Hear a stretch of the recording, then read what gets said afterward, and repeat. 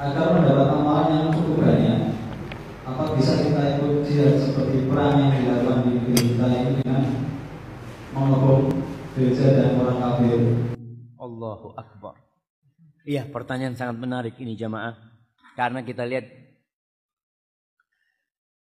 umat Islam ini dihancurkan dari luar dan dari dalam. Dari luar, musuh-musuh yang menyerang negeri-negeri Islam, yang mengacaukan umat Islam. Kita dulu ingat 350 tahun dijajah Belanda. Kita tahu Mesir dijajah oleh Inggris. Kita tahu Libya dijajah oleh Italia. Negeri-negeri Islam dijajah. Ini yang pertama.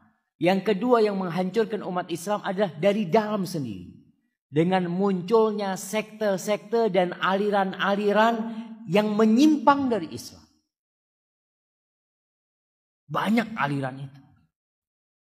Oleh karena itu Rasul sallallahu alaihi wasallam pernah menceritakan umatku itu akan berpecah belah menjadi 73 golongan. 73 golongan. Kata Rasul SAW. Kulluha finnar illa wahida. Semuanya di neraka kecuali satu. Para sahabat tidak tanya tentang yang 72. Enggak. Mereka bertanya yang selamat siapa? Apa kata Nabi SAW? Humul jamaah. Mereka adalah al-jamaah. Satu kelompok dari umat Rasul SAW yang berada di atas kebenaran. Dalam riwayat lain Nabi SAW mengatakan makanu ala mithli ma ana alaihi al-yawm wa ashabi. Mereka yang mempraktekkan Islam, mengamalkan Islam seperti yang aku amalkan bersama sahabatku pada hari itu. Jadi Islamnya Rasul SAW dan para sahabatnya. Muncul istilah ahlus sunnah wal jamaah. Tapi semuanya sekarang mengklaim ahlus sunnah wal jamaah. Siapa yang tidak mengaku ahlus sunnah wal jamaah?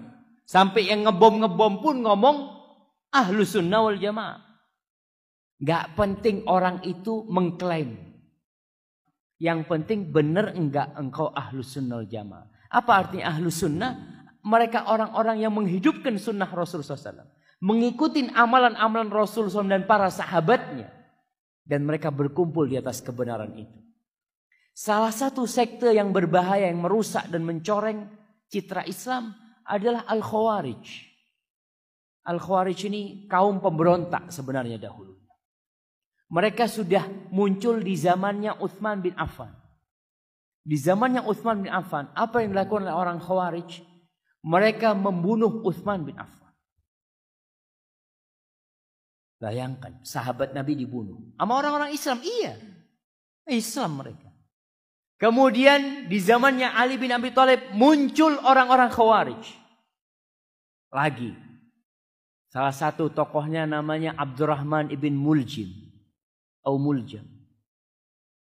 Dia itu membunuh Ali bin Abi Thalib. Dan dia membunuh Ali mengharapkan masuk surga.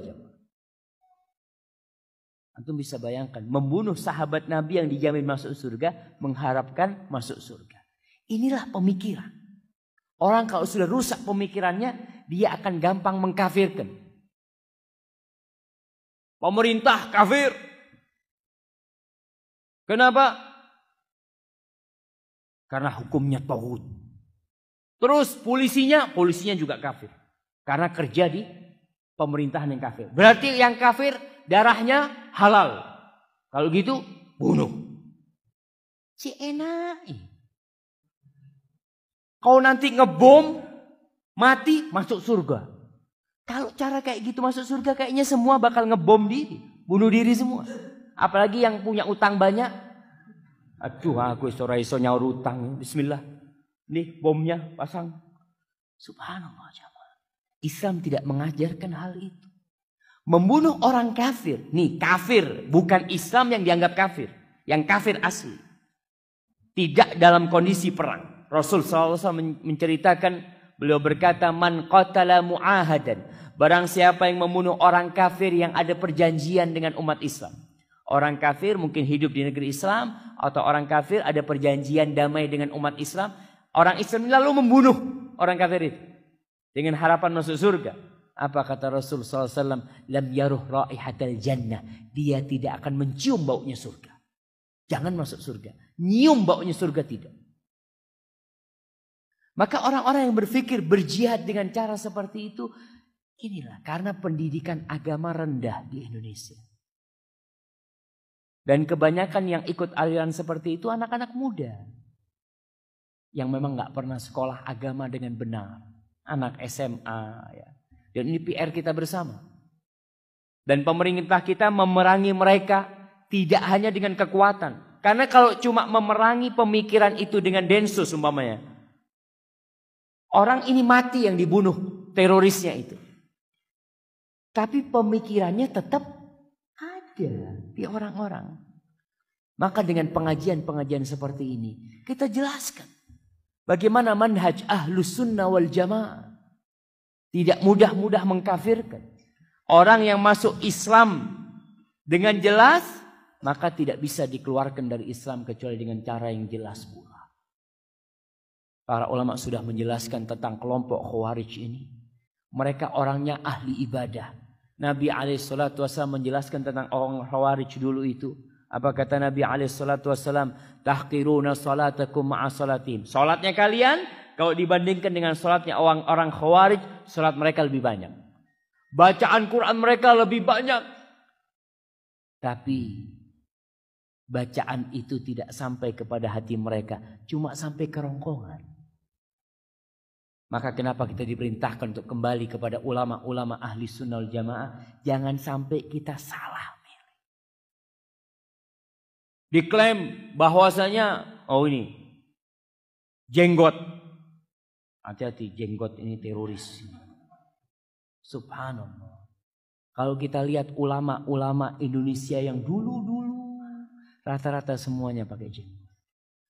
Karena Rasul SAW pakai jenggot. Dan itu bukan ciri-ciri teroris, enggak. Namun media memang menggambarkan Islam itu keras. Islam itu bukan rahmatan lil alamin. Ini buktinya. Ini mereka ingin memojokkan Islam sebenarnya. Islam itu rahmatan lil alamin. Dan kita yang ngerti harus menunjukkan ini loh Islam yang sebenarnya. Maka pertanyaan tadi yang mengatakan ada sebagian yang mungkin dengan ngebom sana ngebom sini. Dia berpikir dia bisa masuk surga. Jangan dulu. Kau belajar. Jihad memang benar disyariatkan.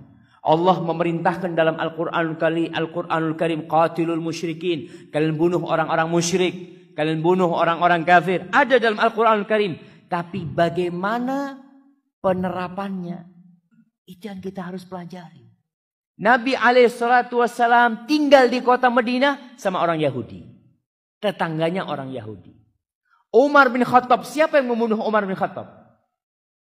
Siapa jemaah? Anak kasih hadiah. Siapa yang membunuh Umar bin Khattab?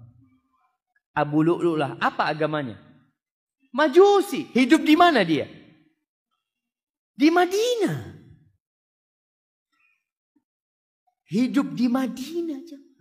Orang Majusi. Haknya dikasih, hak hidup. Dan tidak dibunuh oleh Umar bin Khattab radhiyallahu ta'ala anhu. Islam itu cinta damai. Kapan Islam itu berperang? Ya kalau Islam disakitin, Islam diperangin, Islam memerangi. Ketika dihalangin Islam dari menegakkan kebenaran, Islam baru berperang. Dan ada syarat-syarat dan rukunnya. Itu yang tidak dipelajari atau difahami oleh sebagian saudara-saudara kita dari kaum muslim. Ya doakan mereka.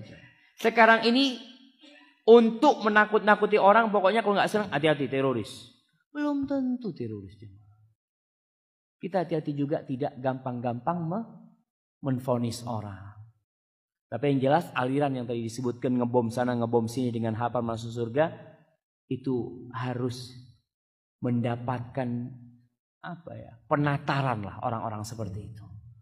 Supaya mereka tahu bagaimana Islam yang sebenarnya, bukan Islam yang dia dengar dari ustadz-ustadz dia atau dari buku-buku dia. Hadza wallahu a'lam.